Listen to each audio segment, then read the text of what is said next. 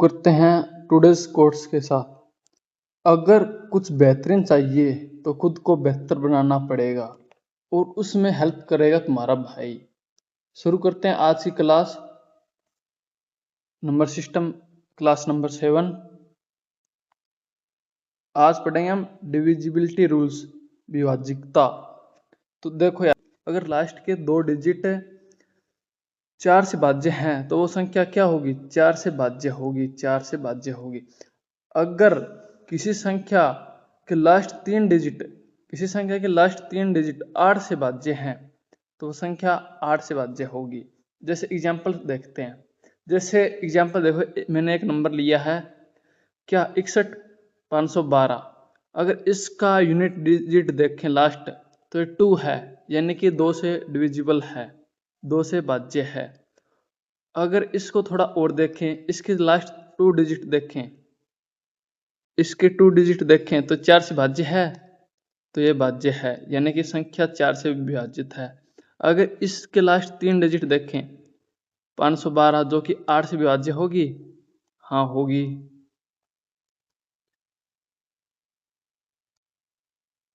तो यह संख्या 8 से विभाजित होगी।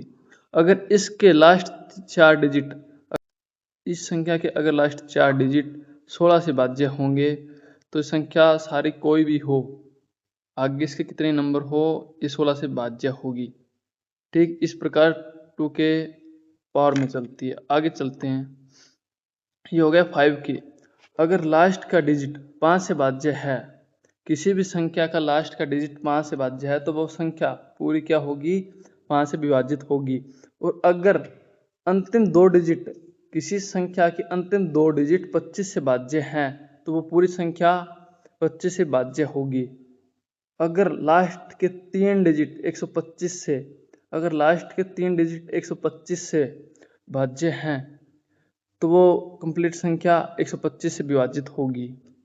एग्जाम्पल देखो, जैसे इसके लास्ट में 5 है तो 5 से विभाज्य है, और इसकी 2 डिजिट देखते हैं, जैसे 2 डिजिट देखते हैं तो ये 25 से डिवाइड होगी, तो ये पूरी संख्या क्या होगी? 25 से डिवाइड होगी। अगर इसके 3 डिजिट देखें, 625 बनता है जो कि 125 से विभाज्य है, तो ये पूरी संख्या क्या है? विभाजित होगी 125 से। ये बात है 3 से विभाजित और 9 से विभाज्य संख्या। अगर किसी भी संख्या का योग, अगर किसी भी संख्या का योग 3 से विभाजित होगा तो वह संख्या 3 से विभाजित होगी। अगर किसी भी संख्या का योग 3 से भाज्य होगा, जैसे करते हैं 54, जैसे इन दोनों को ऐड करते हैं तो ये क्या बनता है? 9, जो क्या 3 से पूरी तरह विभाजित है, तो 54 में पूरी तरह विभाजित होगी। इसी प्रकार हम एक नंबर लेते हैं, ये संख्या देखो 3 से विभाजित होगी या नहीं होगी? 5, 1, 4, 54 होगी। तो यानी कि इनका सम क्या होगा? 162 का 9, जो क्या 3 से होगी। ठीक, और एक नंबर मैंने पहले से ले रखा है, अब इसका देखते हैं। इसके यूनिट डिजिट का अगर जोड़ करेंगे, 7 1 8, 8 8 16, 16 2 18, 18 5 23, 23 4 27। इसके यूनिट डिजिट का जोड़ क्या होगा? 27 होगा, जो कि 3 से विभाजित है, यानी कि संख्या क्या होगी? 3 से विभाजित होगी। अगर थोड़ा और बढ़िया पैटर्न यूज करें अब हम इसका, तो देखो 8 और 1 9, 8 1 9 हो गए, जो क्या हो गए? 3 से डिवाइड। 7 और 2 क्या हो गए? 9 हो गए, जो भी 3 से डिवाइड है। 5 और 4 क्या हो गए? 9, जो कि 3 से डिवाइड है। इस प्रकार भी कर सकते हैं। सेम ये क्वेश्चन देखो, इसका sum of are digits are divisible by 9। अगर संख्या की अंकों का योग 9 से भाज्य होगा तो वो संख्या 9 से क्या होगी? विभाजित होगी। जैसे ये देखो, इनका 27 आता है, 27 9 से डिविजिबल है, तो संख्या क्या है? 9 से भी विभाजित होगी। और सेम उसी प्रकार ये चीज भी कर सकते हैं हम, जैसे 8 1 9। ठीक, थोड़ा रंग चेंज करके बताता हूं मैं आपको। 7 और 2 9, 5 और 4 9, यानी कि तीनों बन के 9 बन गए। इस प्रकार से 9 से विभाजित होगी। आगे थोड़ा चलते हैं। 6 से विभाजित, अगर कोई संख्या तुम्हें कह दे कि 6 से डिविजिबल है तो वो संख्या 2 और 3 दोनों से क्या होनी चाहिए, डिवाइड होनी चाहिए, 2 और 3 से, तो वो संख्या 6 से विभाजित होगी। सिंपल सा रूल है इसका। तो अब आता है कुछ प्राइम नंबर्स। हमारे कुछ प्राइम नंबर आते हैं, जैसे 7 हो गया, 11 हो गया और 13। 7 क्या रूल लगता है,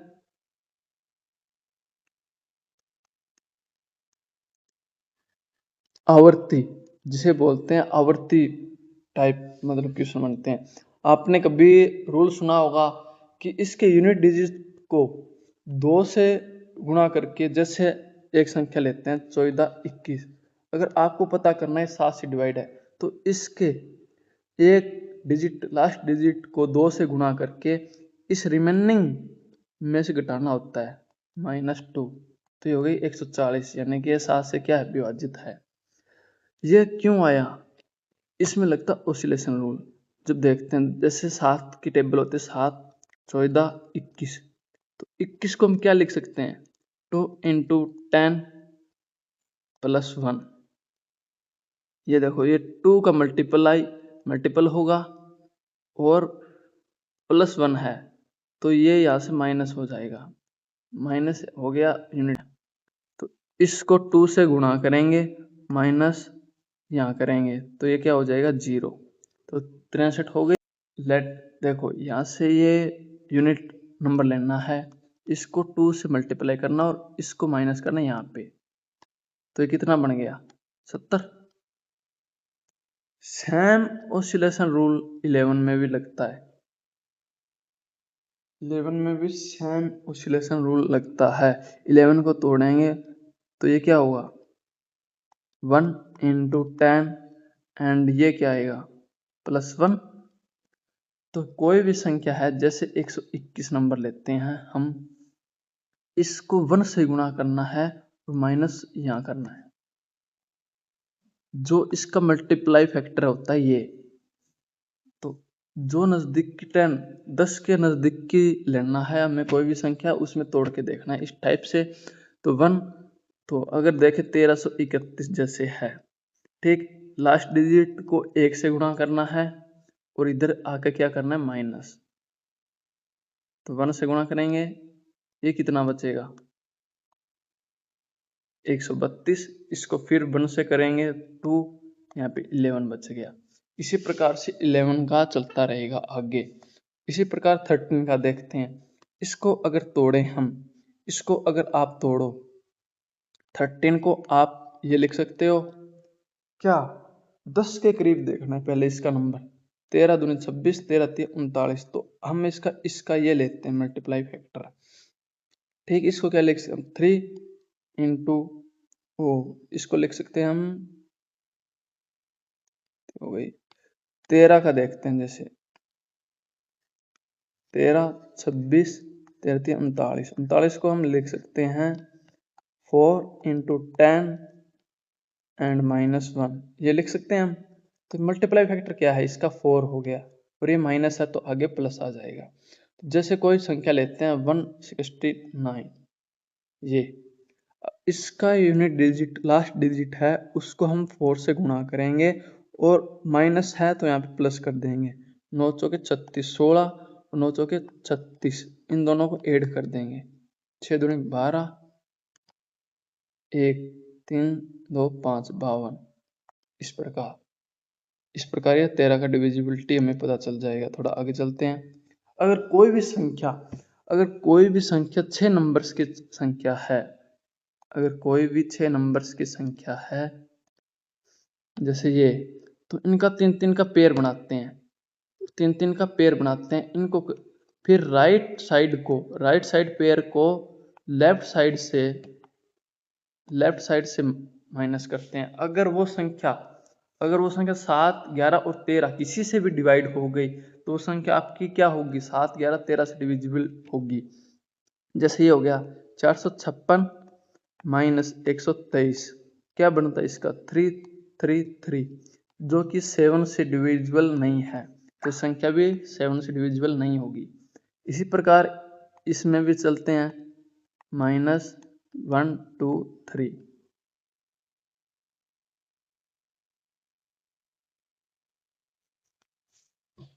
तो ये भी 333 होगा। ये 11 से डिविजिबल है नहीं है। और ये देखो 13 से 333, ये 13 से डिविजिबल होगी, ये भी नहीं होगी, तो संख्या 13 से डिविजिबल नहीं होगी। ठीक, आपने दो चीज देखी होगी, आवृत्ति ऑसिलेशन से इसको हम आसान कर सकते हैं। ठीक, आगे बहुत काम आएगी ये चीजें। और फिर मैंने आपको कल कैलकुलेशन के बारे में बताया था, जो आपकी स्पीड को भी बूस्ट करेगा और यहाँ पे भी काम आएगा। इस पे कुछ सब क्वेश्चन देख लेते हैं, बहुत अच्छे अच्छे क्वेश्चन बनते हैं। देखो क्वेश्चन फर्स्ट है, एक नंबर गिवन है, 1359056789566p is completely divisible by 2 है, 2 से कंप्लीटली भाज्य है। Find the sum of all possible value of p, p की सारी पॉसिबल वैल्यू का सम योग याद करना है हमें। तो पहले आप ट्राई करो, द सेकंड है आपके पास, किस प्रकार से करोगे।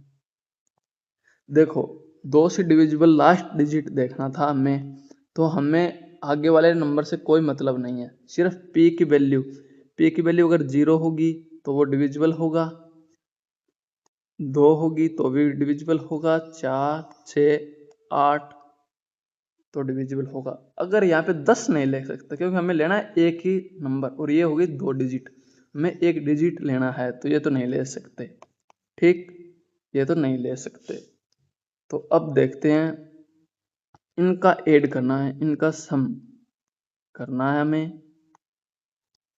2 4 6 6 12 8 20, इनका योग कितना होगा, 20 होगा। तो इसका राइट आंसर क्या हो जाएगा, 20। इस प्रकार के क्वेश्चन पूछे जाते हैं। अगर आपको डिविजिबिलिटी रूल आता है तो बहुत आसान है आपके लिए। सेकंड क्वेश्चन देखते हैं, इफ द ए डिजिट, अगर 8 अंकों की संख्या 320 43 p 88 4 से विभाजित है तो p का अधिकतम मान। बहुत ही आसान क्वेश्चन है आपके लिए, मैंने अभी थोड़ी देर पहले बताया था 4 से विभाजित के लिए रूल। 4 से विभाजित के लिए रूल आपने पढ़ा था कि लास्ट के क्या 2 डिजिट, लास्ट के 2 डिजिट हैं वो 4 से डिवाइड होने चाहिए। तो यहाँ पे हमें लास्ट दे रखा है 88, तो जो कि 4 से डिविजिबल है, तो यानी कि हम p की जगह कुछ भी मान रख लें, ये संख्या डिविजिबल होगी, 4 से डिविजिबल होगी। p का इसने पूछा मैक्सिमम, मैक्सिमम तो 9 ही होता है, और मिनिमम पूछता तो हम 0 रखते। ठीक, मिनिमम पूछता तो हम 0 रख लेते। आगे चलते हैं, find the sum of possible value of n which should replace n in the 11 digit number. 11 number की एक संख्या दी गई है जो कि 4 से पूरी तरह विभाजित होनी चाहिए। ठीक है,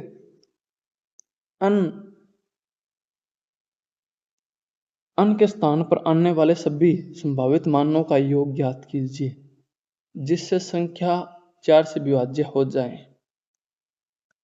अब आपको मैंने पहले ही बताया था कि लास्ट 4 से विभाज्य देखना है तो हमें लास्ट 2 डिजिट देखने हैं।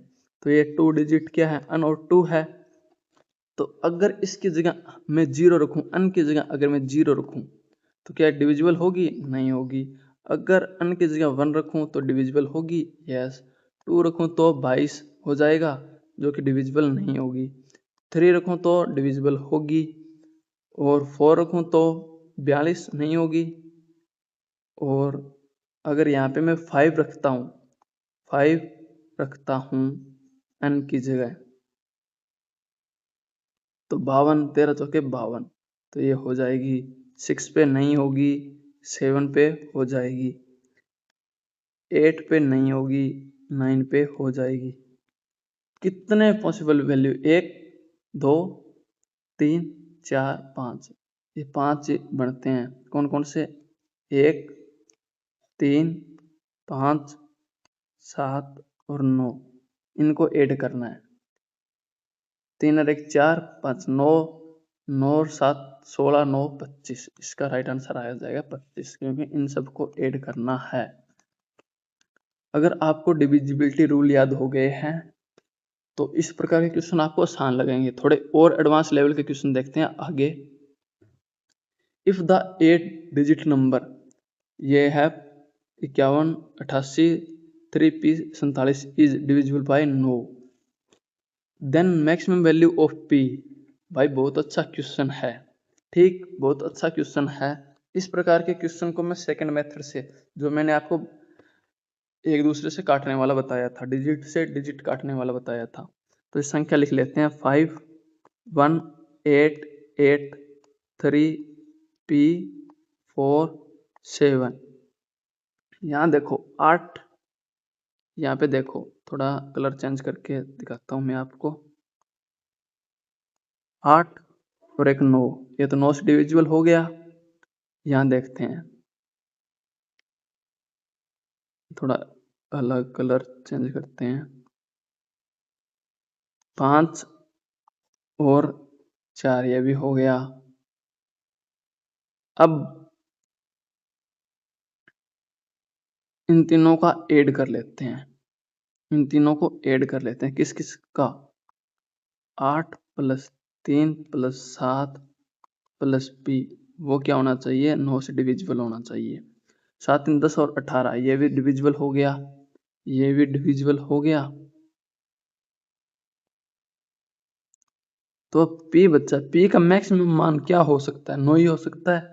इसका राइट आंसर 9 आ जाएगा। ठीक, ऑप्शन नहीं है इसके। आगे चलते हैं। ये संख्या दी हुई है is divisible by 9 where b is an odd number, find the sum of all possible value of a। बहुत अच्छा क्वेश्चन है भाई, अब तक का सबसे अच्छा क्वेश्चन कहूंगा मैं इसको। जैसा कि मैंने आपको बताया था वो चीज करेंगे हम। पहले संख्या लिख लेते हैं, 8 9 4 7 a 56 b और 1। ठीक, वो सेम रूल करेंगे हम। 8 और एक 9 हो गया, ये तो डिविजिबल हो गया। 9 खुद डिविजिबल है। 5 और 4, ये भी डिविजिबल हो गया। अब बच गए 7 6 a और b। ठीक है, थोड़ा और कलर इसका अलग ले लेता हूं मैं अभी, ये ले लेता हूं। 7 से 13 हो गए, 13 + a + b, ऐसा मान होगा जो 9 से डिविजिबल हो। 9 होगा या फिर 18 होगा या फिर 27 होगा। और इसको 36 ले सकते हैं। अगर लेट करते हैं 36 लेते हैं तो a + b का मान कितना आ गया? 23 आ गया, जो कि पॉसिबल नहीं है, तो ये 36 हम नहीं ले सकते। ये सिंपल आपको थोड़ा बताने के लिए था। ठीक है,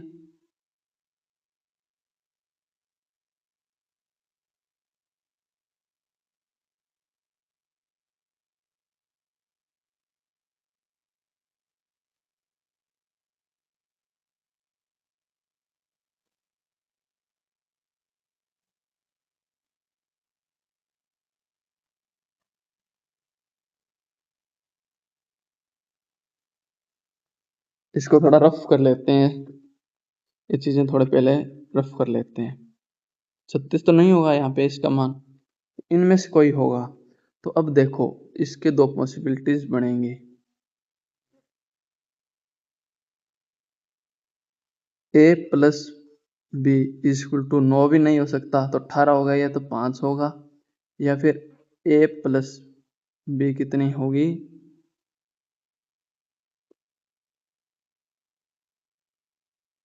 14। ये दो पॉसिबिलिटी है। और इसने कहा b का मान क्या होना चाहिए? ओड होना चाहिए। तो ओड होगा 1 ले लेते हैं, यहाँ पे 3 ले लेते हैं, तो इसका मान क्या बनेगा? इसका 4 और इसका बनेगा 2। अगर इसकी जगह 1 2 1 एंड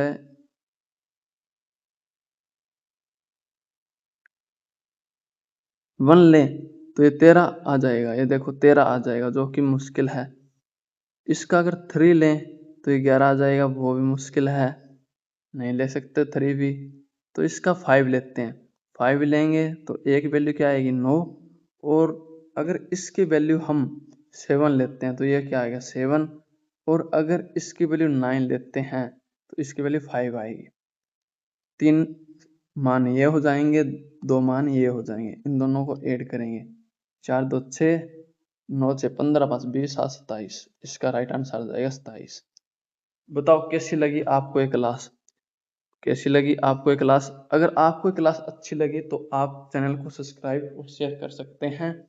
ठीक, अगला क्वेश्चन बहुत अच्छा है। अब आप देखते घबराओगे कि which of the following is divisible bye 64, कि भाई ने तो पढ़ाया नहीं 64। तो भाई कभी कभी एग्जामिनर आपका टेस्ट लेता है, अगर कोई भी संख्या 64 से विभाजित होगी तो वो 2 से विभाजित होगी, और 2 से कोई भी संख्या विभाजित होगी तो उसके यूनिट डिजिट लास्ट में क्या होना चाहिए, इवन नंबर होना चाहिए। तो एक ही है इसके लिए, तो सी आंसर। ऐसे क्वेश्चन आपका समय बचाएंगे एग्जाम में। ठीक है, मिलते हैं नेक्स्ट क्लास में। Thank you.